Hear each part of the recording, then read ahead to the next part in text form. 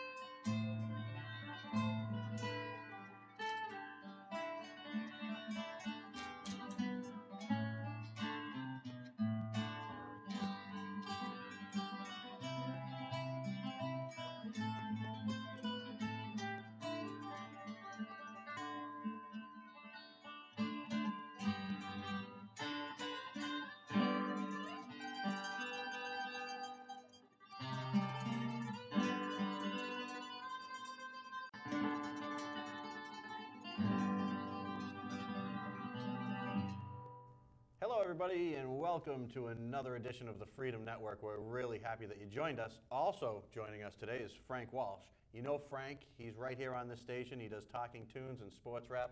How you doing today? I'm doing well. Thank you for having me. Oh, absolutely. I appreciate it. So tell us a little bit about yourself, just in case some of my viewers don't watch your show. We can give them a quick little synopsis of who you are. Well, I doubt that. I thought everybody watched our show, but anyway. There might be one or two of them. Yeah, there might be one or two missing.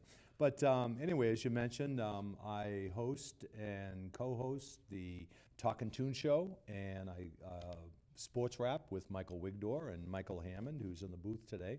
And I do that for fun, but in my real life, I do recruiting, and I'm an executive recruiter and a human resources consultant, and I work for small, medium, and large companies, trying to help them find good employees. And it's got to be a tough racket. It's a tough racket in this economy. You must be waiting for a new president, huh? It is. Yeah. I am still licking my wounds from the last election. Yeah, I'm sure. It's tough. Today, folks, we're going to talk about gun control. We're going to try to talk a little bit about the minimum wage. Hopefully, we're going to have time for that. I got a ton of stuff on guns. I don't have a gun with me now. Don't worry about it.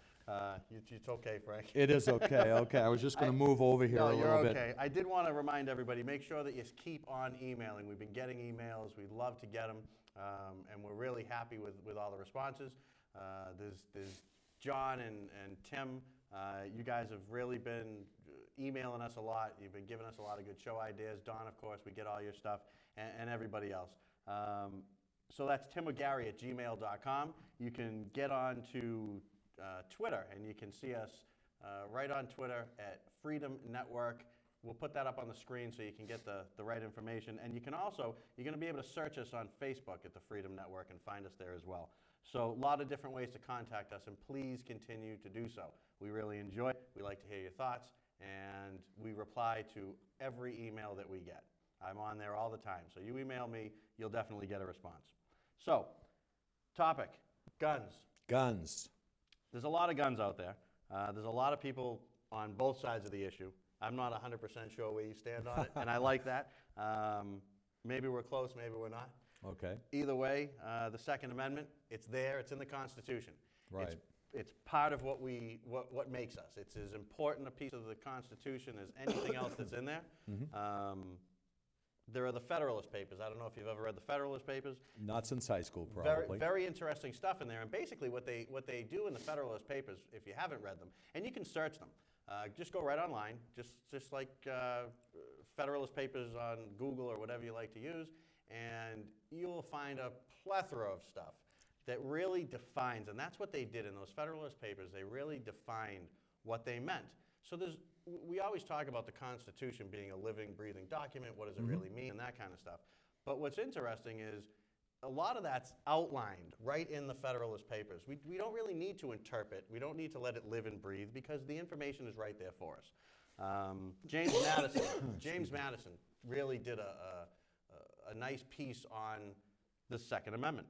And he says that the reason that the right of the people is in there is to prevent a militia, or the militia, from being able to have a coup against the government. And we've talked about this here before.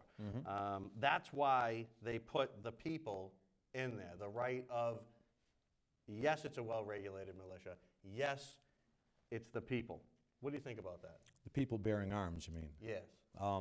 Well, first of all, I think gun control is a big issue, and I really don't think that there's a right or wrong answer for it, because for every person whom you please, you're going to displease somebody else.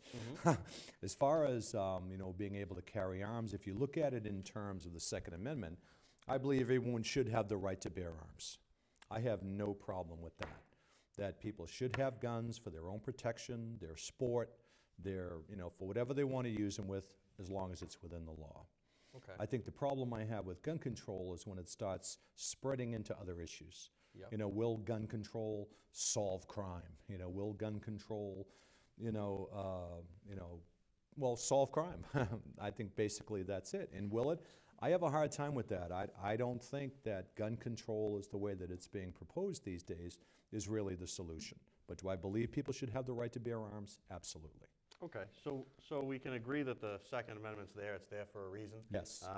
And what's really interesting is, and like you just alluded to, I mean, it does bleed into other issues. It does. It does make for interesting conversation. It does. I don't look at it as this one likes it and this one's upset about it. It's the law. I don't like that the speed limit's 65. It's the law. That's the speed limit. That's what I'm going to do. Exactly. They toss around a lot of numbers. 30,000 annual gun deaths, I read online this morning. What they don't tell you, though, when you watch the mainstream news, is that 19,000 of those are suicides. So, if you want to kill yourself, you're going to kill yourself, whether you have a gun or whatever the fact is. Exactly. A knife or jump off a building. Suffocation is actually right up there, asphyxiation, that kind of stuff. But it's a number one choice in suicide is with a gun, and that's because if you're going to kill yourself, you don't want to be in pain. So you blow your head off, and that's the end of it. That number really needs to be removed from when they say that 30,000 people were killed gun deaths. It's really not. It's probably about, I don't know, 70, 60, 70% untrue when they talk like that. And what's interesting, Frank, is that they like to throw stats and figures out. Now you can go online and you can find any stats you want. Like they'll manipulate them one way or the other. And one thing we really try to do here is go on the computer and get these numbers and those numbers from the left, from the right, all over the place, and then really try to maybe get a baseline for what reality is. They constantly will tell you that it's for the children. And in recent history, we've had a lot of problems where people have gone crazy in schools, shooting people, and it's disgusting. It's not the gun's fault. Exactly. It's the person that's wielding the gun. Exactly. But I'm going to tell you something. Traffic accidents are actually the number one cause of child-related deaths, 14 and under. Where's Obama? Do we ban cars? What do you want to do? I mean, what are we going to do here? It's life. It's a dangerous world out there. We have a lot of regulations with cars. People have a constitutional right to own a gun. They don't have a constitutional right to drive. They don't have a constitutional right to have a knife in their pocket. That's a privilege. Why don't we go after some of the things that may actually make a difference? I know that when my son was small, little guy, I was nervous, first child. I went to the police department and had them help me put that seat in the car because I wanted to make sure it was safe. Things like that, I could understand if we want to have some legislation, protect the children, because children can't protect themselves. No kid at that school could have protected themselves. But people are really worried about Obama taking their guns. Do you feel in this environment that there is a movement to remove guns from people's hands? Yes, I do. I think that there is, and I think that it's much too broad. I think that it is much too broad. Again, if you go back to the basic premise that it is legal and it is an amendment to carry a gun, you know, it's going to take a massive movement to change that. Amendments in the Constitution don't get changed. Right. And there's really no way that they're going to be able to remove everybody's guns. They might limit them, and I have no problem with limitations. I think that, you know, the assault weapons, you know, weapons of mass destruction that they call them anything that you want. Those, I can see them taking them off the street. Handguns, sport guns, people who collect guns, I have absolutely no problem with that. And I think that what Obama is trying to do is go a little bit too far to the left and try to, you know, almost use this as a political move. It's kind of, he's jumping on the bandwagon. We've had these terrible tragedies, Sandy Hook, we've had the theater shooting out in Colorado. You know, every day you hear something about it. And every time it seems that they make these movements when these tragedies happen. Of course they do, and that's the catalyst. And it becomes a political, yeah, it becomes becomes very a political political. It becomes a political and football. everybody wants to pass it around. Everybody wants to put their touch on it. But, you know, like even you touched on, regulation makes sense to a degree, but it's only, no matter what you ban, Frank, you could ban, it doesn't matter what you ban. We talked about it a couple of weeks ago. You ban, drugs are illegal, but I can go right down to Stoughton. Absolutely. In this town, I could go probably acquire any darn drug I want to go Absolutely. acquire. And I was thinking on my way over here that if you ban guns, if all of a sudden we woke up tomorrow and they removed the Second Amendment and imposed martial law and said we're taking everybody's guns, what did they do when they banned alcohol back in the Prohibition days? Sure.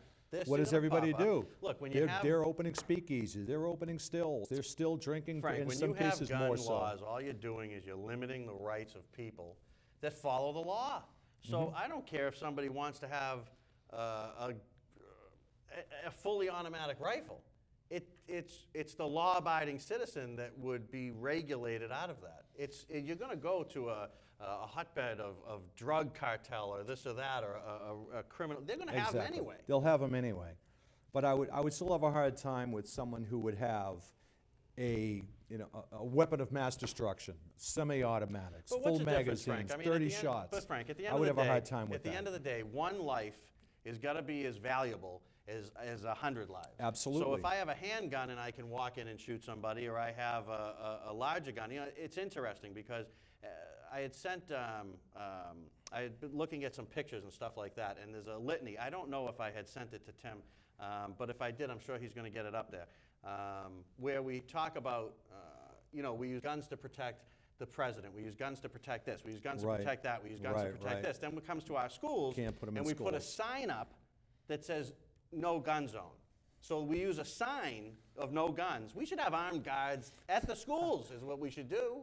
We should have people there that can take care of our children. That's where my money needs to be spent. I would not disagree with you there. All I right, would check not this out. disagree with In you there. Florida alone, since all of this has been going on, we know that a lot of people are now getting gun permits that didn't have them because they're starting to say, whoa, wait a minute. I always felt comfortable not having a license to carry or an FID card or what, you know, rifle in the house, whatever it may be, because I know I had the right to. You know, I have the right to say whatever I want, but I don't stand on the corner and scream things, you know. Now that there's a feeling that those rights may be curtailed, in Florida, for example, they have just passed their 1 millionth gun permit. And we're seeing that all over the country. People are getting more guns. By having this discussion, by threatening, which is what they're doing, to take the guns away, they're getting more guns out there, which I think is ironic. I think it's kind of comical. And I still believe that the more armed people are, the less you're going to have these nutcases. I mean, the guy that went in to that school and shot those people, if there were no guns and they were banned, he would have burnt it down. He would have went in with knives. He would have went in with blowguns. He would have went in with. He absolutely. I think he would have gone in with a gun because he would have found a gun somewhere. They're out there. If you stop making guns right now and eliminated manufacturing of guns, there are millions and millions and millions out there, and it would take forever in order to remove all of those guns. Absolutely it There would. is no way You know- that someone could not get a gun if they really wanted to. Frank, I was on factcheck.com. Murders in 2010 at the lowest rate since 1981. This was in 2010. And these are gun murders. Gun ownership is way up now. It's well over, statistically, 75%. We could almost, and I'll get into the numbers, we could almost arm 8.5 to 9 out of 10 people in this country. We could arm them with just the guns that we have right now. Gun manufacturing is up over 6 million a year that they're manufacturing now in the United States.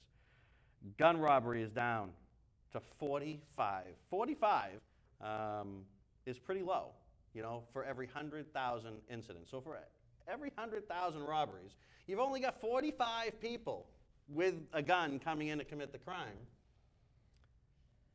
It reeks of control. It's, I'm going to get into some good stats, different countries, what they do, what has happened in the past in the world that we can point to. Because if you don't learn from the past, you're doomed to repeat it. We're a young country. We're young. Right. Comparatively to other countries, we're very young. And to say, well, that would never happen here, I used to say that about a lot of things. And I watch the news every day, and I'm like, wow, that's happening here. So there's some big issues there. Number of homes with guns was dropping. Okay, it was actually dropping until the government started to talk about gun control. So what this tells me is that people, American citizens, they don't all want guns. They don't all want to have a gun on the hip and walk around and racks of guns on the back like you may see in Texas. That's not what every American wants, Frank. But when you start to say, I'm going to take that right away, if you take that logic and you start to now want to define, well, this is an assault weapon. You mentioned weapon of mass destruction. I don't think a gun is a weapon of mass destruction. Well, what I mean by that is that multiple chambers, they can go out and they can spray and kill 10 people in 3 Absolutely. seconds. And I just always come back to the one person that is killed or murdered, I would say, with a gun is just as important as the 9 other people that were sprayed with a different type of gun. I agree. I don't really get into this division of this is a good gun and this is a bad gun. The guns are not good nor bad. They're just guns. It's the Correct. people that have the guns that are the problem. Correct. Factcheck.com, USA has the highest rate of gun ownership in the world. With that, statistically speaking, that's why we have more homicides with guns. It's simple math, folks. I mean, this is what I mean. When you go, you can say, well, you know, we have if you have more of anything, you're going to have more of anything. So if you have more cars on the road, you're going to have more accidents. If you have whatever it is, you can pick and choose. You're going to have more. So take the simple math that I put down here. Guns per 100 people, all right? We are up at about 80 in the United States right now. In Yemen, they're at 50. Yemen and the United States, interestingly enough, are 2 countries, and I couldn't find any others. I'm sure there's a couple out there that actually have in our Constitution, in their laws, that you actually have the right to own a gun in Yemen, which is interesting because you wouldn't maybe think that there were other countries out there. The Swiss, the Swiss, I mean, there was an old joke, why are the Swiss neutral? Well, you'd be neutral too if your best weapon was the Swiss Army knife, right? But 45 people out of 100 in Switzerland own a gun. So Canada, Germany, and France, about 30 people. So of course in these other countries you'll have less incidents because there's just not as many guns there to have them. Doesn't mean that the guns are bad. If you want to scale it down, and I love math, so if you scale it down far enough, you're going to find that for every gun, you're going to have X amount of accidents, X amount of murders, and when you bubble up that number and you have more guns, you're going to have more of that kind of stuff. Any thoughts on that? I agree with you, and I agree with you wholeheartedly. It's hard to dispute those numbers, and but I think where I come from this is I agree. It's not the guns, and I think that it's the people behind it, and I think that the guns are really not the issue. I mean, you can talk strictly about the guns and beat those numbers to death, but I think where we fall down with that are the people. What do we do to prevent people from turning those guns, which are harmless in themselves, into weapons that murder people. You know, And that's where I go with that. I have no dispute that people can own it's guns. an absolute mental health issue, Frank. It It's a absolutely mental is. health issue. And, If you want to, it mushrooms into so many different areas. And how do you fix that? It's almost a conundrum. well, it is. It's a conundrum. There's no way to separate the two. Sitting here as an American, I have the right. Now, it fries me like you don't believe that I got to go to the chief of police and beg him to have a gun. The chief of police should have absolutely nothing to do with it. There should be regulations that are set up, because if I'm a chief of police and I'm anti-gun, I can effectively have a no-gun zone in my town. That's against the Constitution. So I, right off the bat, think that when we talk about gun legislation, I think we should strip that right from the chief of police. The chief of police should have nothing to do with it any more than these are the requirements laid out by federal law. These are our state requirements, and the state requirements cannot supersede the federal requirements. Correct. Because it's a constitutional issue that its brain is from the top down. So what you're saying, as long as someone meets the criteria, that's right, they should be able to get a gun. They should be able to get a gun. I have no problem with that. I have no problem with that. You know how many guns we got, Frank? I looked it up this morning. 270 million guns are legally owned in this country by Americans. That's enough to put a gun in about 9 out of 10 Americans' hands, like we had said before. A question I had earlier that I was thinking is, of all the gun crimes that get committed, what are the statistics of those guns being owned by the user or illegal guns? Well, it's interesting because I was going to get into that. You've got an immense amount of crimes that are committed. Now, we talked before about statistics about how many, and like I said, you can bend them almost any way you want, depending upon what criteria you want to put into your search. At the end of the day, 9 out of 10 times when you see something on television that's not suicide, not self-inflicted, not an accident, because there's a big difference between an accident and a murder. Correct. I mean, you've got people that can cut somebody's brake lines or do something to their car crashes, that's murder. You know, if I hit somebody, God forbid, in my car, and I'm of sound mind and I'm not drunk or anything, that's not murder, or it might be manslaughter. There's a big difference there. So I went back and I looked through just a little bit of history to see what governments that have really gone after gun control in a big way and what's happened.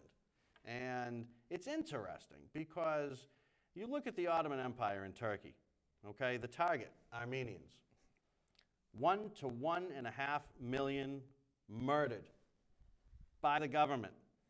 Gun control law goes into effect 1886 through 1911. In that period of time, they disarmed their people and they killed over 1.5 million of them, just about. The Soviet Union, 1929 to 1953, anti-communist and anti-Stalinist, 20 million. 20 million, estimate, because they don't have actual facts on that, 20 million were murdered. If these people would not have been murdered if they didn't take their guns away. Nazi Germany occupied Europe, 1933 to 1945. Jews, gypsies, anti-Nazis, anybody that didn't look the way that Hitler wanted you to look. 13 million estimated people. What's the first thing that they did? Disarm them. China, ongoing, 20 million estimated people. These people, by and large, would not be dead if they could stand up for themselves. The list goes on and on. Cambodia, 1 million people. Okay, they targeted educated people. That's who they were targeting. They took the guns away from them. You know, you go through, and what's interesting, in the Soviet Union, after the Red Army victory in their Civil War, firearm laws were considered to be important. They were consolidated into criminal code. Unauthorized possession of a firearm would be punishable by hard labor. In 1925, they made a law to unauthorized possession of a firearm punishable by 3 months of hard labor, a fine of 300 rubles. Now, at that time, that's a highly paid person. So basically, if you have a gun, we're going to take your freedom away. We're going to take your money away. So what do people do? They don't have guns. Frank, it goes on and on. Altogether, about 20 million people were murdered. worked in death or slave labor camps, deliberately stabbed to death by Stalin.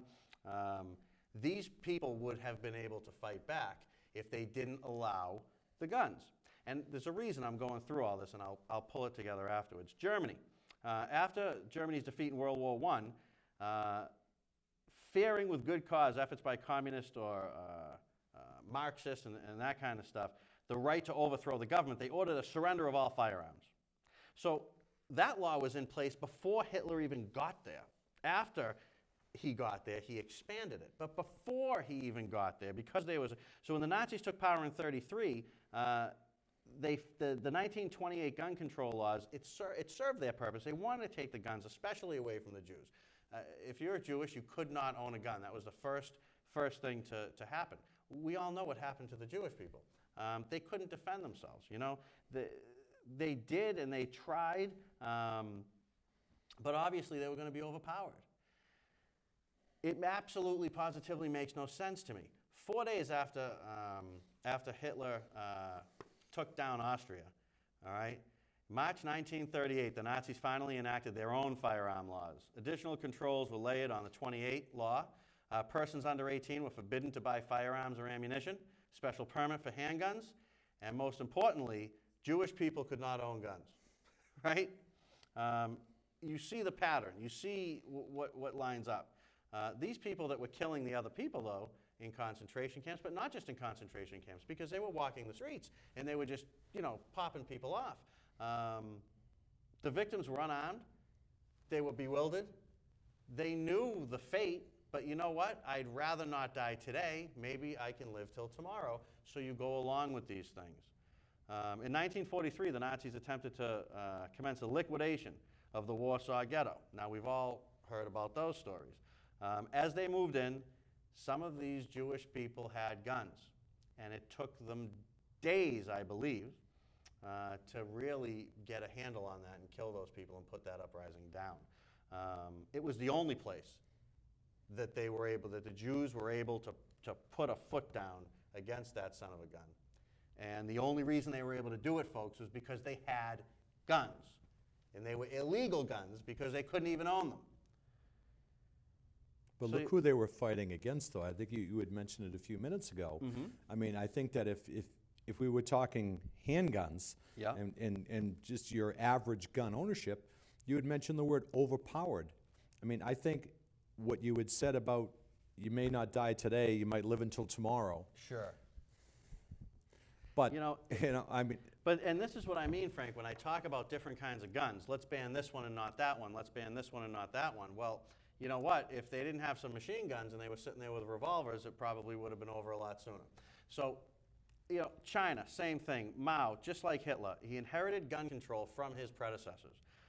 So it was very easy. So these are things, and we've talked about these things, and what we like to call them here on this show is that slippery slope. Absolutely. So today, that's one of my favorite expressions. You want to mess around with what they call assault rifles or automatic or semi-automatic. Mm-hmm. And we're going to have a feature and get a little education on that in a few minutes. But it's all chips and pieces. I don't think that Obama necessarily wants to take every gun out of everybody's hands. Mm-hmm. The problem here, and the facts, folks, state it. You can print this stuff right up. Right up. Gun control and genocide. Search it on your computer. You'll come to the same stuff. But are we talking about, I think that all of that notwithstanding, I think it's almost an unfair comparison. We're not talking about, in this country, the government overthrowing us. We're not talking about genocide in our country. We're not talking about it. But when you were talking about it, okay, because you have to understand that in these examples that I'm giving you, right, there were gun control measures already on the board. This was their slippery slope. This was in the 20s and in the 30s, leading up to what Germany ultimately did and the final solution with Hitler and these things. This was already happening. It was already going. But do you think that thing would happen here? Do you think that we're ultimately leading there? Do you think that in 1990, did they think that would happen? They think that would happen there? No. So do I think it? No, Frank, I don't think it.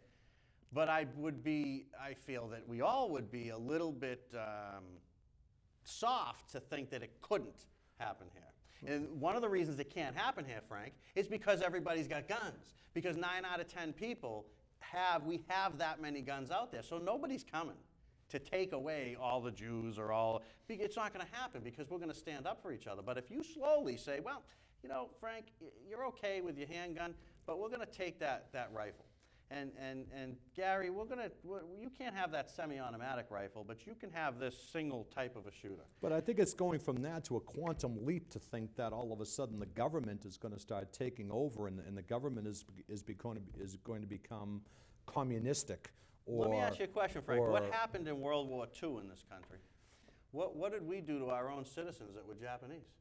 We rounded them up, took their guns, and put them in camps. So absolutely. I'm not going to sit here and say that the U.S. government would never take rights away from the citizens because we have an example in recent history. There are examples, of where they did but it. that is somewhat of a specious argument. You know, that's very similar to saying, you know, your mother's saying, eat all your food because there are people in China dying. You know, there are people in Africa not eating. That's somewhat of a specious argument. But there are people that were. You can find people today that know that their parents were put into camps. They were Americans. For crying out loud, Frank, they were Americans. They weren't even here illegally with visas, because if you were, then forget it, you were right. Okay, so if there were people like that who did have guns, right, and they would resist, do you think that they may have been shot, they may have been killed? I don't think that they would have done. Or they would have put up a fight? I think they would have put up a fight. And then what would have happened? They probably would have been overpowered and then killed, versus because whatever rules and regulations or whatever statutes that were there to give the government reason to put them away, which ultimately changed, because after that, when they did their homework and they found out that these people were valid or had, you know, were not a threat to the government or were not a threat to the, you know, to anyone else, they were eventually released. But it's almost like the usual suspects. I mean, if there is a murder going on, what's the first thing they say? Get the usual suspects. Frank, and they're going to round up every rapist, every shooter, every person. But we can't take variables and turn them into facts. The question posed was, would the government ever do something like that? And so they did it to this many people. So it wasn't a big deal. But to say that they wouldn't do something on a larger scale is completely ambiguous. You can't make the statement that they wouldn't because I think it's a scale. stretch. But hang on. I think it's a stretch. Frank, it may be a stretch, but if that never happened, or if we were sitting here and it was before that happened, and I was on this very stage right here with you, and we said, gee, you know, they may just take the Japanese and put them all in like concentration camps like they have over in Europe. You could say the exact same thing. And there's absolutely, positively no proof, because it's intangible, that the government would not impose that. Look, we had a snowstorm here, okay? A snowstorm with 30 inches of snow in Stoughton, and you couldn't leave your house and your car? You had a problem with that? I had a huge problem with that. I had a huge problem. What were the conditions of that? They said that they wanted to clear the streets or safety, et cetera, et cetera. And they would say the same thing. We need, for the safety of the American people, we got to take the Japanese people and we got to bring them over here. It's the same game. They play it constantly. The only reason we haven't seen it as much is because we're a young country. You fast forward 500, 600, 1,000 years from now, we have no clue what would happen. But we can take preventative measures so that it doesn't happen by not disarming the population in this country. I don't see the direct correlation. I really don't. I mean, to me, it's as linked together like this. The fact of the matter is and I think it's a leap of logic. You know, it's a leap. It's a stretch. I don't know how much of a stretch it is, because they've done it, Frank. They've done it. They've done it on a small scale, and people sat by and they let it happen. You know, there's an old saying: they come for your neighbor, and you don't speak up for him. And they come for your minister, and no one speaks up for him. And they come for the school teacher, and no one's going to speak up for him. Eventually, they're going to come for you, and there's going to be nobody left to stand up for you. But first of all, the word eventually is, first of all, there's eventually, and I would say then, what is the likelihood of that? What is the likelihood of that? Frank, you know, I don't what know. evidence do you see where if you were to take, you know, and start connecting your dots and then extrapolate that into the future I and mean, we say, could this is definitely going to the connect- conclusion. Frank, now, you could if connect you some want to dots. go ahead 500 years, ahead, yeah. 500 years, let's say, well, maybe, is that likelihood there? Yes, and it's one thing, it's difficult to disprove or argue a negative. It's difficult to do that. Well, you can look at things that happen right here today, like the fact that I can be fined or imprisoned, and if I leave my house and there's 30 inches of snow on the ground if I'm in my vehicle. You can look at the fact that in this country today, the government's reach is so in your everyday life.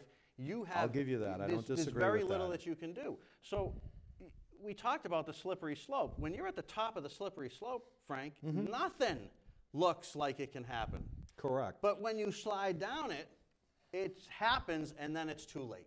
I don't disagree with Look, that. you talked I don't about, disagree with that. You talked about the different types of guns and that kind of stuff. We have a neat feature that I want to play that Tim put together, and it's going to talk about semi-automatics, fully automatics. What are they? What do they mean? Get a little education on that. We'll watch that. We'll come right back, and we'll keep talking. Hello there, Jeff with the Big Shooters channel. Thanks for tuning in. I was asked to do a video quite a while ago. I've had a little bit of time, finally got around to it, for Modern Musket. They're a fantastic Facebook page, a wonderful cause, and their entire mission statement is kind of educating people that the firearms we use today are the equivalent, the modern musket, if it will, of the firearms that were used when the Bill of Rights was originally penned. And I think they're onto something. Today we're going to show you why this is absolutely not an assault weapon. Stick around.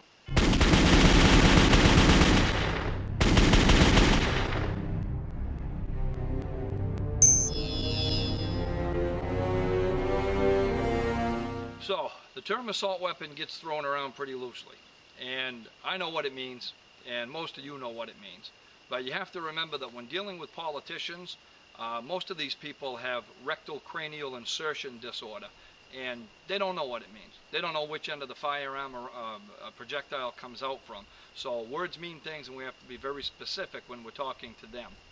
The entire concept of assault weapon came from the late 1980s and early 1990s when Josh Sugarman of the Violence Policy Center found out that he could confuse the general public, the average person, into believing that when they were speaking about semi-automatic firearms, at the time a 100-year-old design, semi-auto, one squeeze of the trigger, that those firearms were equivalent to modern machine guns just by calling them assault weapons and getting the help of the media a little bit with some imagery.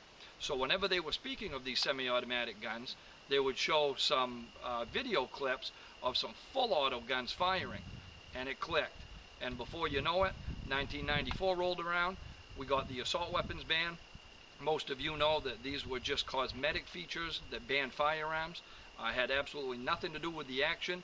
These were guns that were just like Grandpa's 100-year-old hunting rifle, with some plastic furniture and some add-ons, like a bayonet lug, or a muzzle brake, or a flash hider, or a pistol grip. And somehow these magically transformed these guns into something special that had to be more heavily regulated than the other firearms. Now, the real kicker is that most of the firearms that they wanted to regulate under this new scary assault weapon class type of firearm is that the guns regulated were typically ballistically inferior to firearms that were not regulated. They didn't bother with the 30-06 Remington 742s. They didn't bother with these guns because they knew that no one would look at that gun and associate it with the scare tactics that they were trying to use. The ones that they banned, most of them, were 7.62 by 39, equivalent pretty close to a 30-30, and 223, a very small, typically 55 or 62 grain projectile rifle. And if you look at the ballistics on those, they're not even close. But let's not confuse facts with fiction and what buys votes, and that's what the politicians vote on. Now, Josh Sugarman and Sarah Brady and this whole group of gun grabbers all band together, and got on this bandwagon. And again, we had the 1994 ban, and you might be asking yourself, hey Gooba, why are you bringing this up now? It expired in 2004 on a federal level. Well, it did. But here's the problem. We're going into an election season. Absolutely everything that happens involving a firearm, good, bad, or otherwise, is going to be blamed on you and on me, and we haven't done anything, and assault weapons, especially the ones that are not real assault weapons that don't exist. So today, we're going to give a reminder, kind of a shout out to all of you who know people that say, well, why do you need an AR-15, or why do you need an AK-47? We're going to give them some simple answers. Assault weapons, real assault weapons, very highly regulated, full auto, banned for individual ownership since May 19th of 1986. There really isn't much you can buy out there for under $10,000 anymore. And the last I checked the crime stats, people didn't spend 10 grand on a gun, go through 8 months worth of paperwork to go rob a 7-Eleven for $35. It doesn't happen. It's all symbolism over substance and smoke and mirrors, and it doesn't exist anywhere but in their heads for buying votes. So let's show you the difference between an assault weapon, a select fire firearm, and a semi-automatic firearm that looks like an assault weapon. This is a Core 15, semi-automatic, 223, one shot every time you squeeze the trigger. This is not an assault weapon. I'll demonstrate.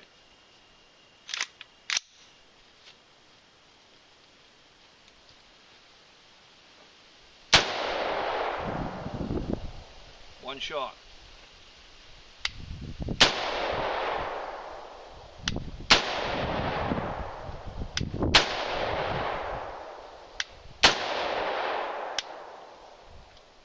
Exciting stuff, huh? No. It's not an assault weapon. One shot per squeeze of the trigger. That last firearm is the one that they like to talk about when they show the imagery of the machine gun, or imply or insinuate that that's what they're talking about. Machine guns are not what they're talking about at all. They're talking about semi-automatic firearms that look like machine guns. Like this, POF USA, P416 machine gun. This is an assault weapon, and like I mentioned before, very highly regulated, and none have been manufactured since May 19th of 1986 that a citizen or an individual can even own. I'll demonstrate what a real assault weapon looks like.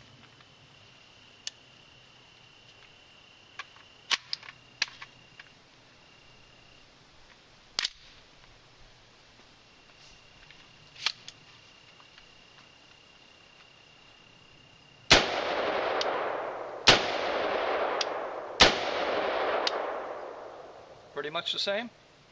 Nah, nothing like it. The other gun can't do this.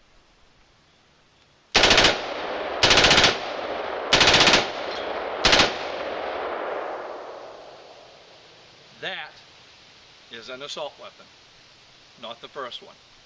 And this is not what they're talking about when they construct their legislation.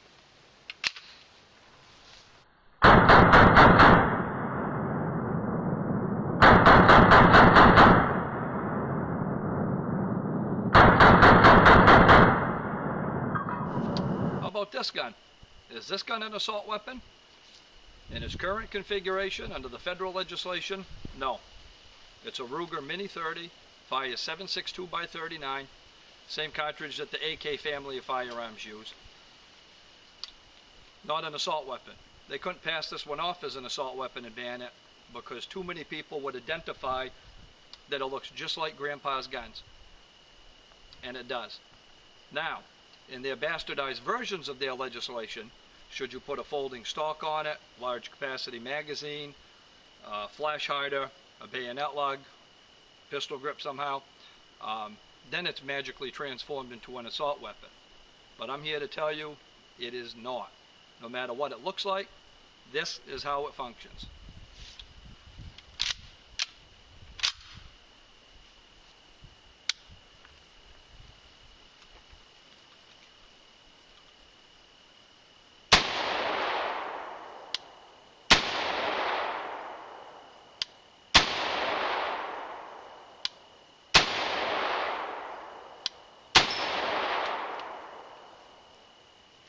That's it. One shot per squeeze of the trigger, regardless of whether there's black plastic furniture on it or wood. This is not an assault weapon under any circumstances. How about this gun? Is this an assault weapon? Look at it close.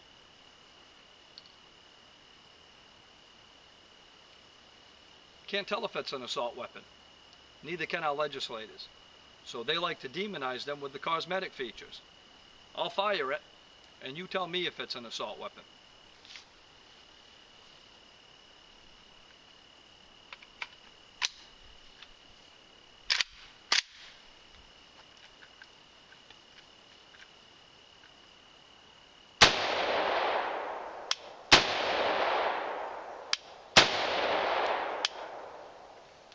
Well, still up in the air.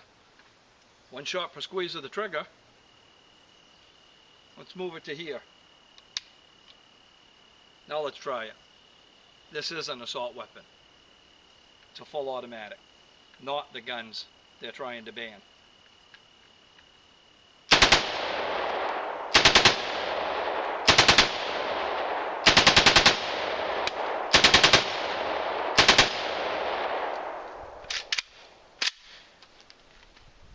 That's a real assault weapon, and it's not even on the list, not even on the radar of the politicians. The politicians are trying to ban the semi-autos that look just like it. Pathetic, isn't it?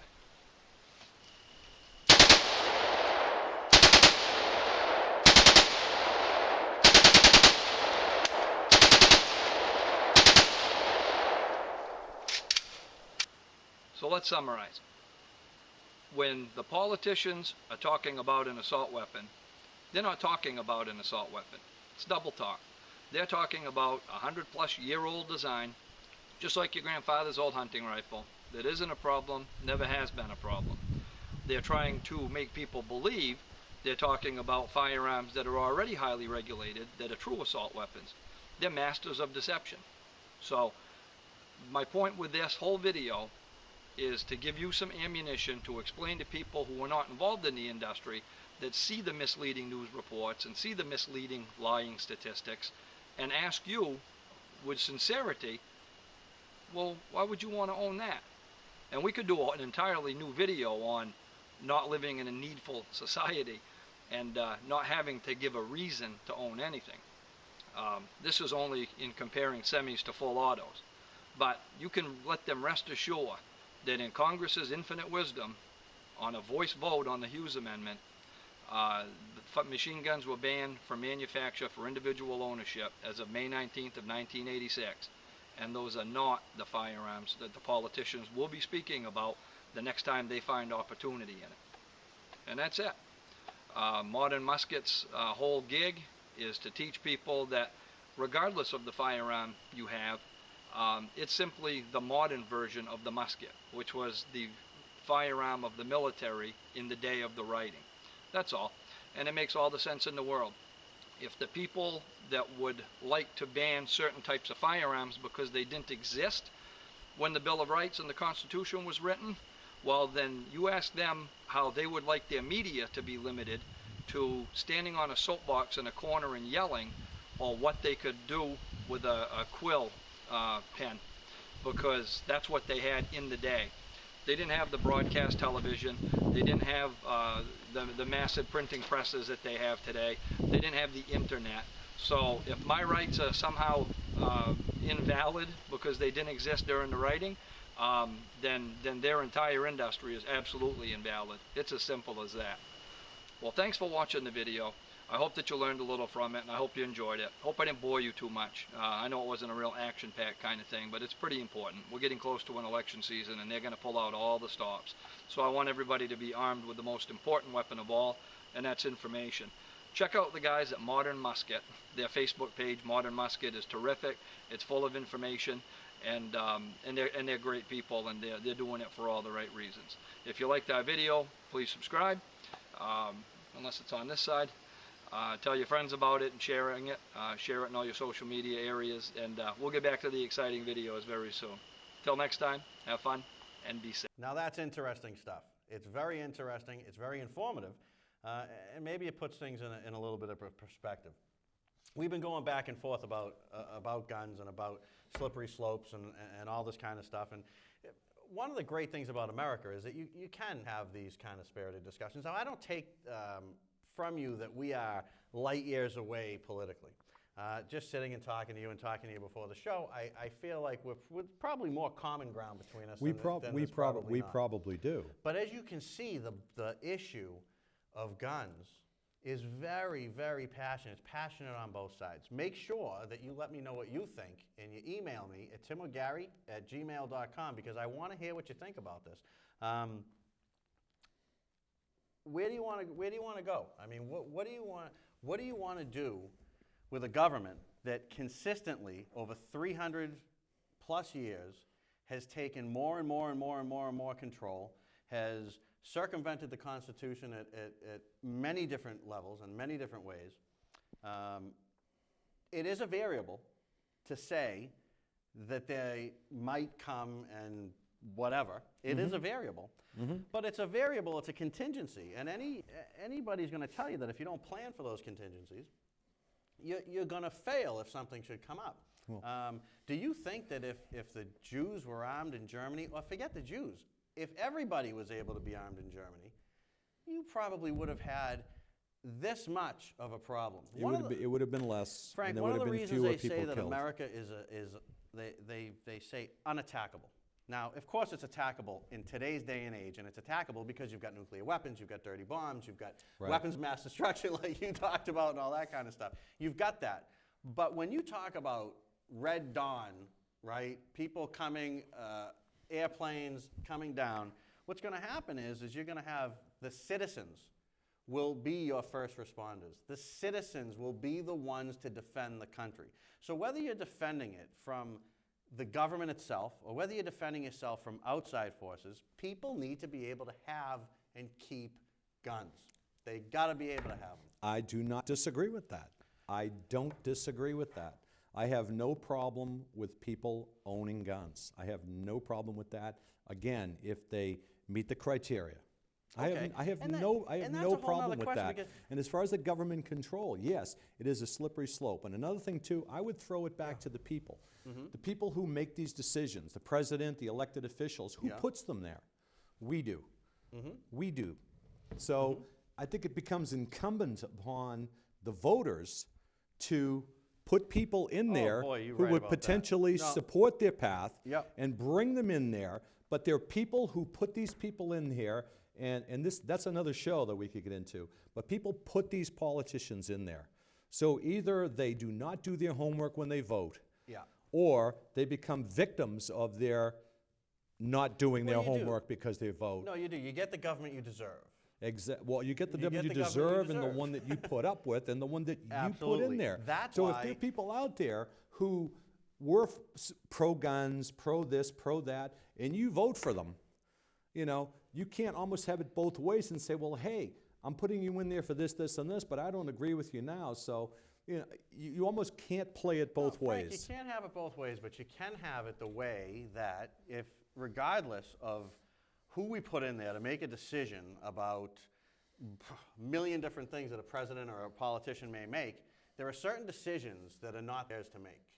And in my mind, gun control is a decision that is not theirs to make. You can control the people that are going to own them, but that's another whole slippery slope. Correct. And we talk about it being a mental health issue, but who's to say that I'm not insane because I'm on TV ranting and raving about gun control, so they're going to say, gee, you can't have a gun anymore. Well, that's BS. I'm sorry, but there's absolutely positively. So even with that, there has to be some limitations as to what the government can do. I talked about the police chief. I don't know the police chief in Stoughton. I'm sure he's a very nice human being. But you know what? You should have absolutely no bearing on whether I can own a gun or not. It's not your right to decide if I can exercise my right. Plain and simple. I do not disagree with that. I don't disagree with that. And again, as far as the slippery slope goes, I agree with you, because where does it stop? And we could take the show in a million different directions right. about the slippery slope. I mean, what are they going to ban next, you know? If someone That's goes out and, we have a fight and I go outside and I whack you with this coffee cup, are they going to ban plastic coffee cups next? I'm sure there'll be because people that would want to. they'll consider that a Right, there'll be people consider that that a would want to. weapon. You know, where do you draw the line with things? There's a group of people in this country, and unfortunately they're a very vocal group. They motivate people to go to the polls that are very into control. Absolutely. And one thing America has traditionally been against is control. I mean, the government's there, keep me safe, give me roads to drive on, give me a rail system, a highway system, give me a job. protection. But the government... Opportunities for job. Opportunities for job is okay because That's what I meant. The government Opportunity has for no job. place in creating jobs. Correct. There's going to be jobs created through government just because that's just going to be a byproduct of government. Correct. We've exhausted our time here. Make sure you check Frank out. Thank you very much for coming on. My pleasure. Check him Thanks out for on having me. Talking Tunes. Check him out on Sports Rap. This guy's all over the place. Make sure you get us, timorgary@gmail.com. Follow us on Twitter. Tim will flash the stuff up on the screen so we can get to you. This has been another exciting edition of the Freedom Network. Tune in next time. We'll keep it going.